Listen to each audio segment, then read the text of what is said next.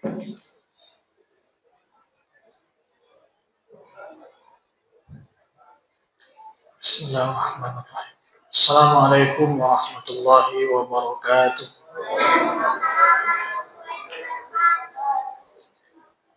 Alhamdulillahillazi anzala al-Qur'an fi syahri Ramadan. Asyhadu an la ilaha illallah wahdahu la syarikalah wa asyhadu anna Muhammadan abduhu wa rasuluh allazi la nabiyya ba'd. Wa qala Allah ta'ala fi kitabihil karim. A'udzu billahi minasy syaithanir rajim. Bismillahirrahmanirrahim. Inna nahnu nazzalna dzikra wa inna lahu lahafizun. Alhamdulillahi rabbil alamin. Jamaah sekalian yang dirahmati Allah, Bapak Ibu, hadirin, adik-adik sekalian, alhamdulillah bersyukur pada Allah Subhanahu wa taala.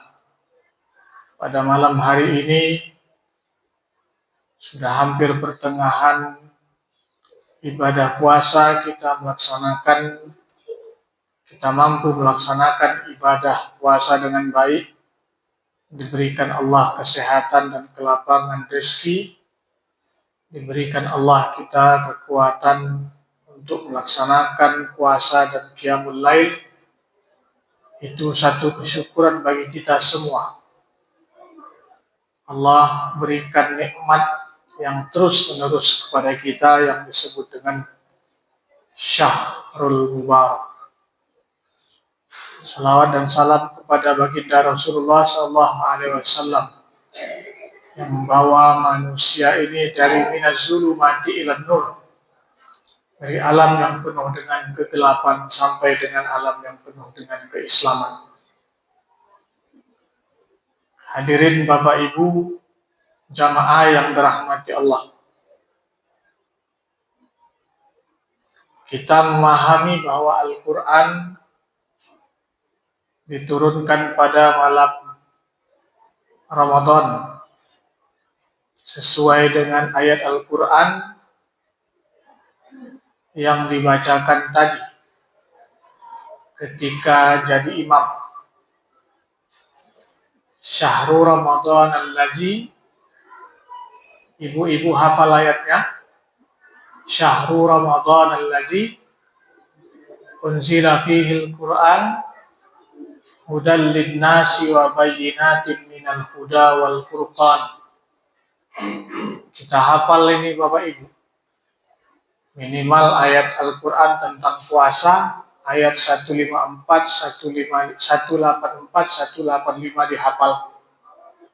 Kalau di masjid yang lain mereka sudah hafal karena Bilalnya membaca ayat ini. Diulang-ulangnya di bacaan ketika antara tarawih dan witir.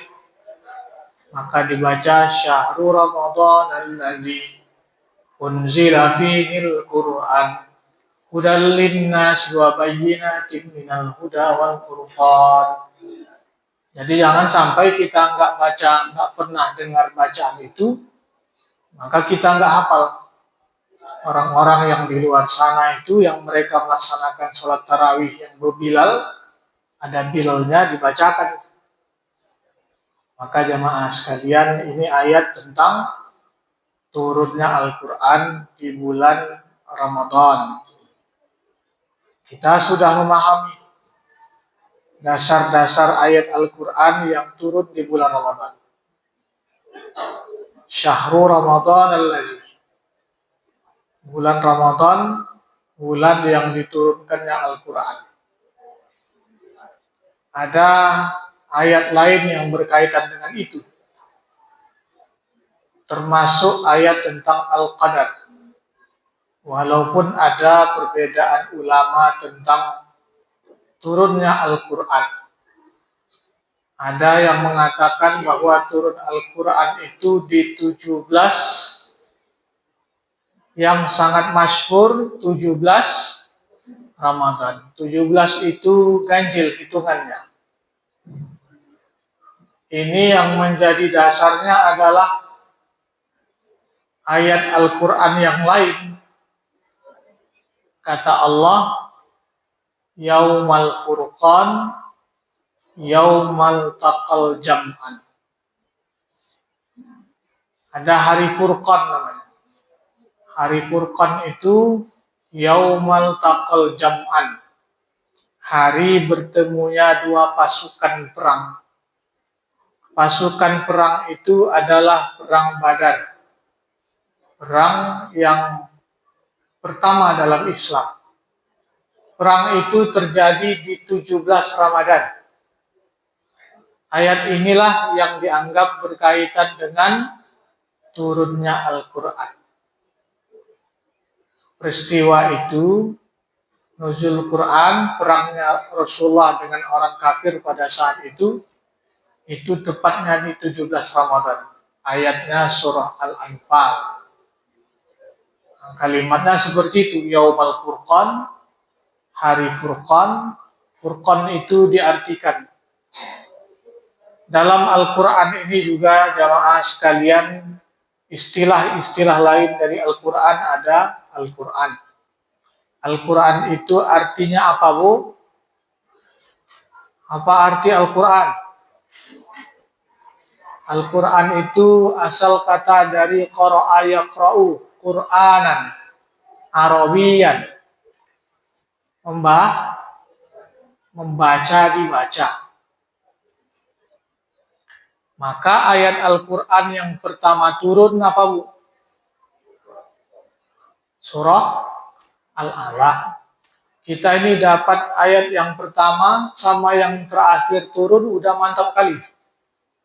Ditanya sama kawan-kawan, apa ayat pertama turun? Ayat pertama turun surah Al-Alaq. Apa surah Al-Alaq? Qul a'u? Bukan ya.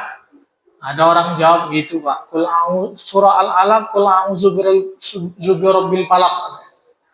Salah. Surah Al-Alaq, Iqra bismi rabbikal ladzi. Kita hafal semua ini. Jangan hafalnya cuma 5 ayat. Itu sama dengan menerima wahyu kita jadinya.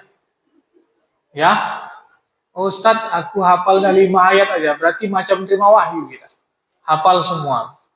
Iqra bismi rabbikal ladzi khalaq. Khalaqal insana min Iqra wa rabbukal akram allazi 'allama bil qalam. Ayat ini yang turun di malam Ramadan. Jadi ada berbeda ulama jamaah sekalian. Ada yang mengatakan bahwa Al-Quran itu turun dari Lauhil Mahfuz ke langit dunia.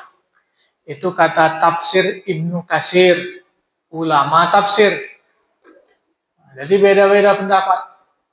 Ada yang mengatakan bahwa Al-Quran itu turunnya inna anzalnahu fi Lailatul Qadar. Pastinya bahwa Quran itu turun pada malam Lailatul Qadar. Ada juga yang menjelaskan bahwa ayat yang pertama turun pada Rasulullah yang tadi dibacakan. Surah Al-Alaq itu. Iqra bismi rabbikal ladzi khalaq. Kata Allah, kamu tuntut ilmu. Iqra, kalimat perintah. Bacalah. Maka waktu itu malaikat Jibril mendekap Rasul. Dikira Rasulullah hantu. Namanya di Gua Hira. Ibu pernah nengok Gua Hira waktu umrah? Nah, Gua Hira itu tinggi, jauh kali dari Masjidil Haram, Mekah. Wajar Rasulullah ketakutan didekap oleh makhluk. Makhluk itu malaikat berpakaian putih. Nah, kalau kita jumpa dekat kuburan sana mungkin ketakutan kita ini. Begitulah Rasulullah SAW. Rasul disuruh untuk baca Iqra. Ana ummiyun. Aku ini nggak tahu baca, kata Rasulullah. Aku buta huruf. Rasul itu orangnya jujur.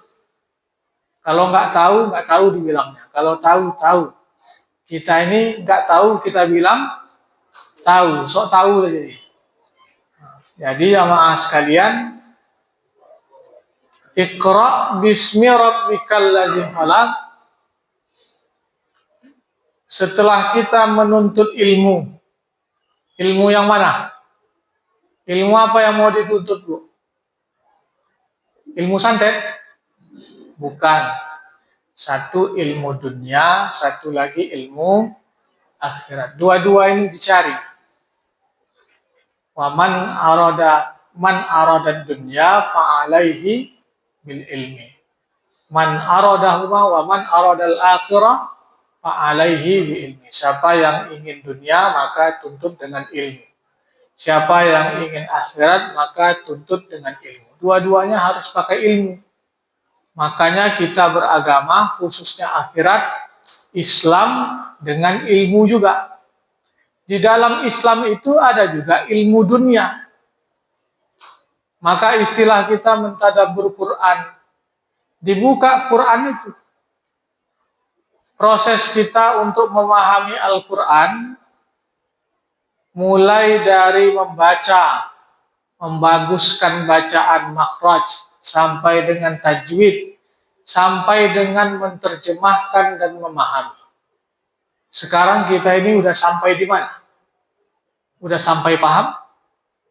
Sampai di tahap itu.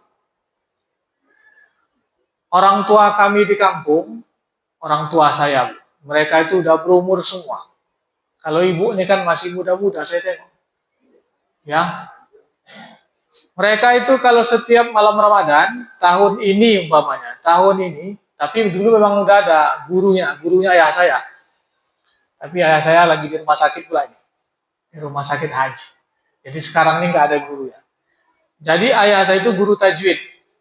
Mereka itu bukan pamer, Ibu. Mereka itu jamaah-jamaah yang udah berumur itu kalau cerita tentang tajwid udah khatam semua. Tajwid. Sampai mereka ini hukum tajwidnya ini hukum tajwidnya ini semua. Jadi karena udah paham bacaan Quran itu, mereka menerjemahkan Al-Quran. Sampai dengan tahap itu. Jadi Ramadan itu habis 1 jam mereka membaca Quran bergantian seperti ibu-ibu, mereka menerjemahkan Quran. Dulu dipandu, sekarang nggak perlu dipandu lagi. Kalau ditanya menerjemahkan lebih pandai mereka. Padahal ada yang tak tamat SD. Emak saya nggak tamat SD. Nah ini jamaah sekalian. Jadi ini juga yang dipahami dengan istilah tadarus. Tadarus itu disuruh belajar Quran. Ibu-ibu kalau sudah selesai membaca Quran boleh menerjemahkan, boleh dipahami. Baca itu terjemahan Quran. Kan sekarang Quran udah canggih-canggih. Ya, Bu. Malam kita membaca Quran, subuh bisa menerjemahkan Al-Quran, Al-Fatihah, kemudian surah Al-Baqarah, sampai dengan selesai. Nah itu disuruh kita jamaah sekalian. Jadi menuntut ilmu agama. Ilmu agama dituntut, ilmu dunia pun begitu. Orang Islam ini jangan juga sampai ketinggalan. Ya, Bu. Nah, orang Islam juga harus maju. Jangan jumut mundur ke belakang, termasuk urusan dunia. Tapi jamaah sekalian, anak-anak kita ini, mereka sudah diberikan pondasi. Dari kecil mereka sudah diajarkan tentang ilmu Islam. Jadi dalam hatinya itu sudah ada ilmu agama yang bagus. Nanti kalau mereka jadi aparatur negara, mereka jadi pedagang, mereka jadi pengusaha, di dalam hatinya sudah ada agama yang baik. Kalau mereka jadi pejabat, kalau agamanya sudah baik, mudah-mudahan tidak korupsi. Nah, kalau dia berdagang, umpamanya kalau sudah ada agamanya yang bagus, tidak akan nokohi orang, nggak nipu orang. Nah, inilah harapan kita jamaah sekalian. Sama siapa ini? Anak-anak kita. Jadi jamaah sekalian, akhirat kita sudah mengaji. Seminggu sekali mengaji, malam, pagi, siang mengaji sama Ustaz. Dunia juga dikaji. Dalam Al-Quran itu pun banyak ilmu dunia. Jamaah sekalian. Apa ilmu dunia? Ilmu eksakta. Kami di kampus, di Unimed itu, kajian kami kalau siang zuhur setiap hari puasa, tidak lagi membahas ilmu yang khusus tentang Islam. Bukan lagi ibadah fikih. Tapi kami bahas umpamanya ayat-ayat yang berkaitan tentang kauniyah. Kenapa Allah ciptakan langit dan bumi? Kenapa ada fi sittati ayyam? Dulu bumi ini adalah sesuatu yang padu, kemudian Allah pecahkan, kemudian jadilah bintang ke bintang. Itu dikaji, dikaitkan dengan pakar-pakar yang berkaitan dengan itu. Nah, itu kalau kita agak susah itu. Pakar-pakar yang berkaitan dengan ilmu dunia. Nah, itu jamaah. Jadi Al-Quran itu semuanya berkaitan sama ilmu. Maka jamaah, anak-anak kita juga termasuk, pahami Al-Quran, ilmu akhirat, ilmu dunia. Agar jangan ketinggalan. Orang Islam di Indonesia ini sangat ketinggalan. Kenapa ketinggalan? Karena didinabobokkan dengan media.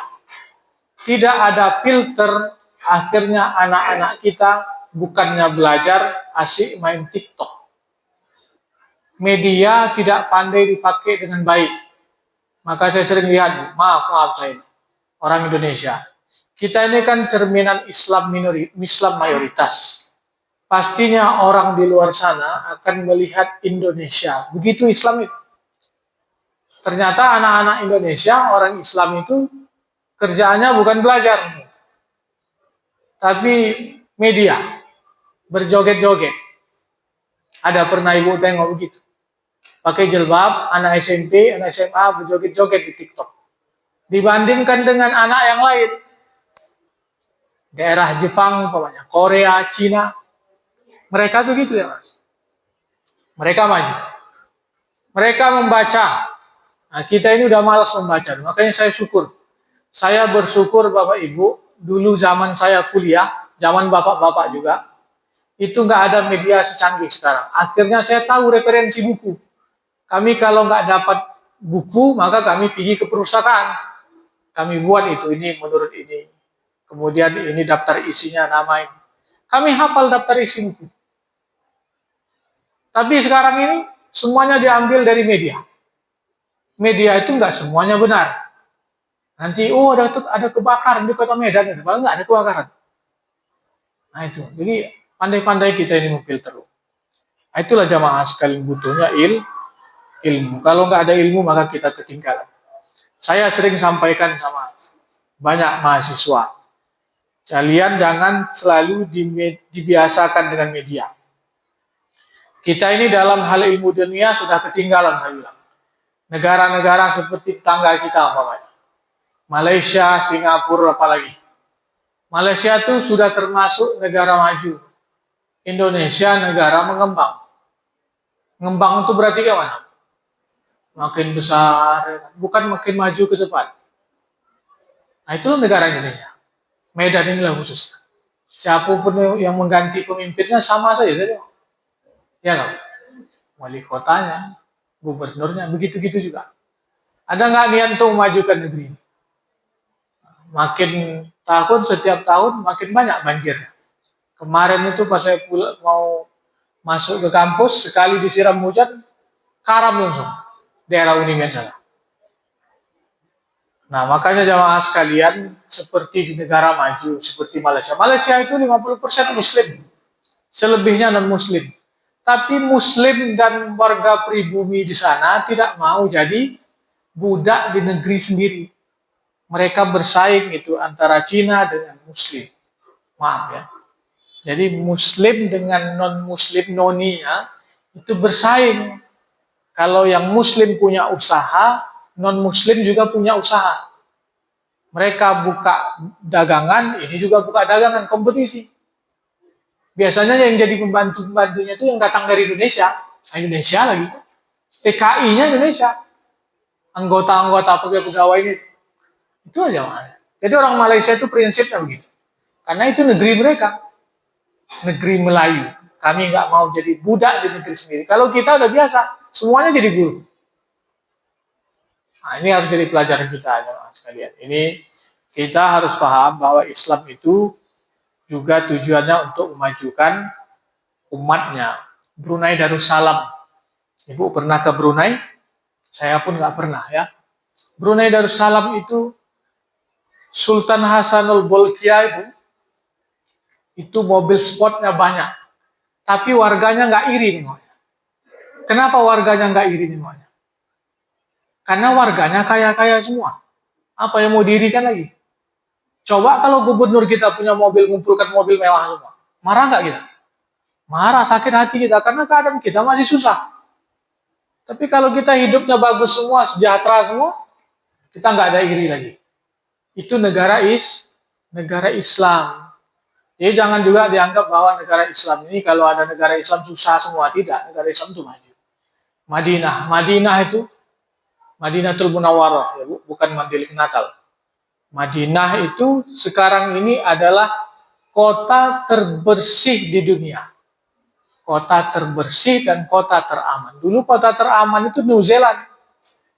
Karena kemarin ada pembantaian terhadap Islam, jadi kota nggak aman lagi. Kota terbersih, kota terindah itu Madinah. Tempat siapa itu? Tempatnya Nabi Muhammad yang membangunnya. Itu jemaah.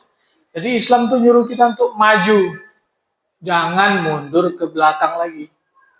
Ini terlalu banyak kali kita ini yang sifatnya seremoni. Kegiatan ini, kegiatan ini, kegiatan ini. Maka jemaah sekalian, saya kadang terpikir kalau negara ini seperti ini ketentuannya, coba buat seperti kerajaan. Tanggung-tanggung kali.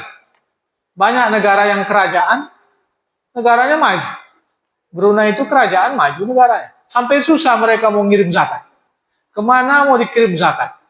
Kalau mereka berkurban sama zakat, itu biasanya dikirim kalau tidak ke Indonesia, ke Palestina. Itu tandanya orang Indonesia banyak susah. Zakat itu kan asnaf yang 8. Di sana nggak ada yang asnaf. Kaya semua. Jadi mereka bingung mau kasih zakat kemana. Kurban, mereka mau kasih daging itu kemana? Mereka udah biasa makan daging. Nah itu cerita dari kawan-kawan yang tinggal di sana. Maka jamaah sekalian, sekaya itulah mereka. Orang Islam. Kenapa orang Indonesia ini susah? Nah, tanyalah diri sendiri. Tanya diri sendiri, tanya sama pemimpinnya. Kita ini kebanyakan korupsi. Makanya kemarin itu jangan terima sogok. Ini dikasih amplop lupa, ya kan? Baik, itu jamaah sekalian. Perintah Allah dalam Quran. Jadi kita ini sebagai umat Islam, Iqra bismi rabbikal ladzi khalaq. Kalau ibu, bapak kita semua sudah punya ilmu pengetahuan yang baik, dunia akhirat, S1, S2, S3, bismi rabbikal ladzi khalaq. Jangan lupakan Allah. Kalau kamu sudah kaya, sudah sukses, sudah punya ilmu, jangan makin sombong. Ingat sama yang menciptakan otakmu. Siapa itu? Allah. Bismi rabbikal ladzi khalaq. Orang yang berilmu biasanya dia semakin tunduk. Maka ada istilahnya semakin berilmu seperti ilmu padi. Makin berisi, makin tunduk. Semakin berilmu, semakin jauh dia dari sombong. Makin dekat pada Allah. Begitu harusnya orang berilmu, jemaah sekalian. Nah, kalau orang tak berilmu itu seperti kodok dalam tempurung, merasa dia benar semua. Oh, seperti ini. Tidak mau menerima pendapat orang lain. Orang berilmu itu biasanya orang yang sudah semakin matang dan bijak dalam memahami, menerima pendapat orang lain. Maka jemaah sekalian, itu kata kunci dari Al-Quran. Iqra bismi rabbikal ladzi khalaq. Ayat yang kedua turun setelah Iqra, ya ayyuhal mudassir, qum fa'anzir. Wahai orang yang berselimut, kata Allah, berilah peringatan. Ini salah satu perintah yang menyuruh Rasulullah untuk menyiarkan agama Islam secara sembunyi-sembunyi. Baru Rasulullah untuk menyiarkan agama Islam secara terang-terangan, wal takum minkum ummatu yad'una ilal khair. Nah, itu ayat yang berkenaan dengan perintah untuk menyampaikan Islam secara terang-terangan. Maka jamaah sekalian, ini paling penting. Ayat yang terakhir turun. Apa ayat yang terakhir turun? Itu ayat pertama, ayat kedua. Ayat terakhir surah, sebelum surah Al-Maidah itu ada lagi. Iza jaa nasrullahi wal fath. Ayat ini turun ketika, hafal nggak ayat itu? Ayat ini turun ketika terjadi peristiwa Fathul Makkah. pada tahun ke-8, ke-9 Hijriah. Jadi setelah Fathul Makkah baru Rasulullah haji wada. Makanya di situ Rasulullah melaksanakan umrah itu beberapa kali. Ada yang bilang 3 kali dan 4 kali. Jadi dibebaskan dulu kata Makkah. Turun ayat itu. Apabila telah datang kemenangan Allah. Apabila telah datang pertolongan Allah dan kemenangan. Iza ja'a nasrullahi wal fath wa ra'aitan nasa yadkhuluna fi dinillahi afwaja. Waktu itu orang kafir Quraisy lari semua. Tidak berani dikiranya Rasul mau balas dendam. Ada nama seorang perempuan Hindun. Ibu pernah dengar nama Hindun?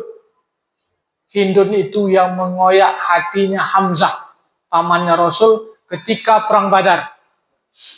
Wah, saking palaknya dia dengan orang itu dikoyak-koyaknya dia. Ya. Tapi gitu-gitu walaupun dia non-muslim waktu itu, anaknya masuk Islam semua. Kata Rasulullah waktu Fathul Makkah ayat itu turun, iza ja'a nasrullahi wal fath itu, kata Rasulullah, al-yauma yaumul marhamah.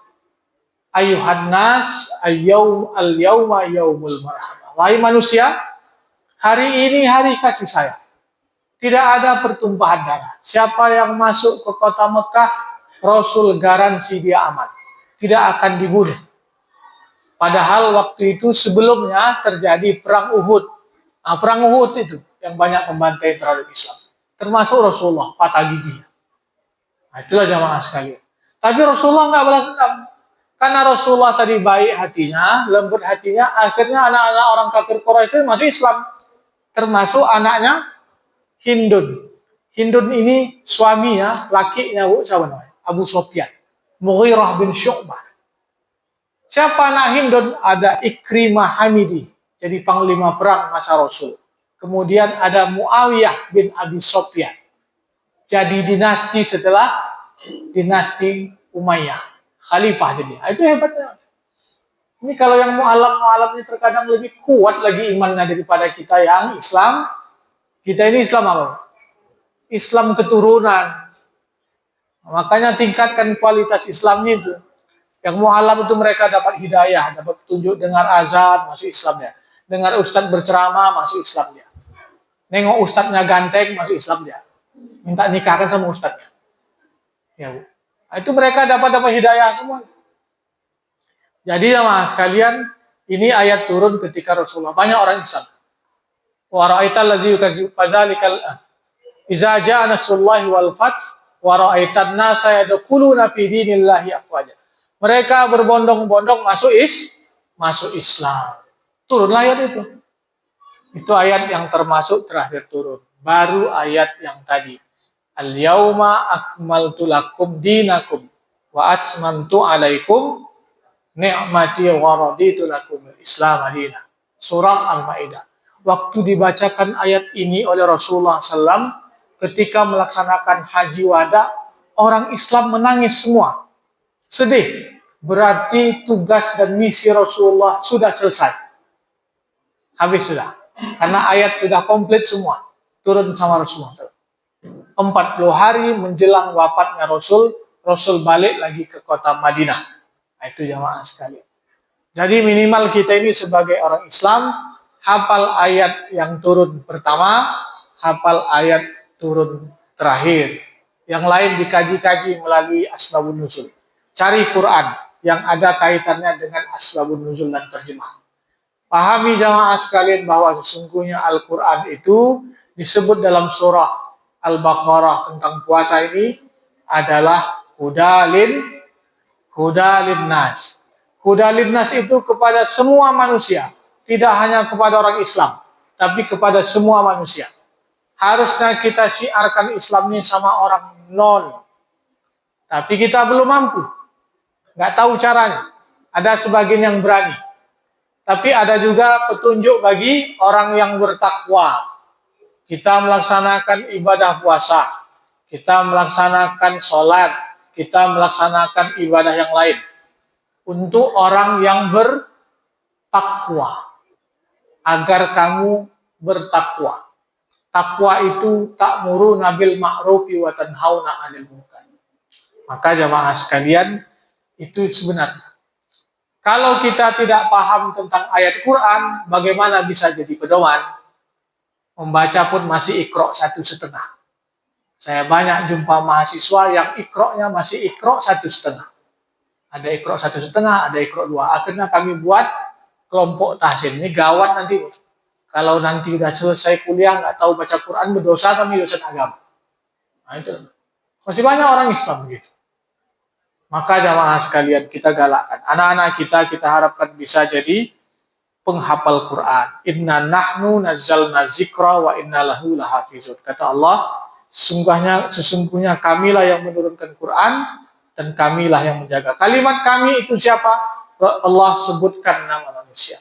Siapa manusianya? Mereka yang menghafal Quran. Beruntunglah anak-anak ibu bapak sekalian kalau mereka hafal Quran. Karena kata Allah, mereka yang menjaga Quran itu. Quran itu tidak bisa dirubah seperti kitab yang lain. Maka mulai sekarang usahakan anak-anak kita untuk bisa menghafal Quran. Jadi imam sholat. Kalau imamnya tidak ada seperti malam hari ini, tunjuk imam yang lain. Supaya ustadznya nggak ngos-ngosan jadi imam. Mudah-mudahan bermanfaat bagi kita semua dan kita amalkan. Terima kasih. Assalamualaikum warahmatullahi wabarakatuh.